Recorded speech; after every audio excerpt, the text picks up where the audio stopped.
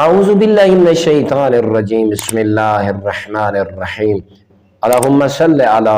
محمد وآل محمد۔ مومنین مسلمین رسول خدا صلی اللہ علیہ وآلہ وسلم ارشاد فرمینن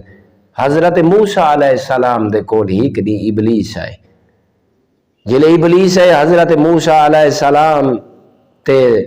آ کرے سلام والے حضرت موسیٰ نے پوچھے ابلیس تو اللہ دے اب تے قدم مسلط ہونے او کو قدم گمراہ کرے نے او تیرے جال چ پھسدا کدا ہے اونڈے کیا کہ جلے ترائے کام آئے حضرت موسیٰ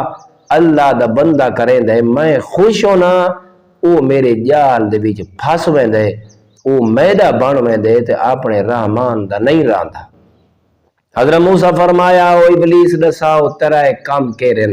دیکھ کے فرمایا پہلا جیلے وہ کوئی کام کریں دے نا اپنے کام تے خوش ہوں دے اپنے فعل کو پسند کریں دے یعنی خود بین ہو ویندے وہ میرے جال جی جلدی پھستا ہے۔ دوجا دیکھ کے فرمایا اس کوئی نیکی کرے چھوٹیاں نیکیاں کو وڈیاں نیکیاں اپنے واسطے سمجھن پائے ویندے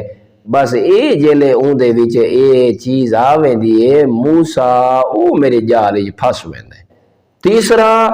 فرمایا او بندہ میرے جال وچ نہیں پھس نہیں بچ سکدا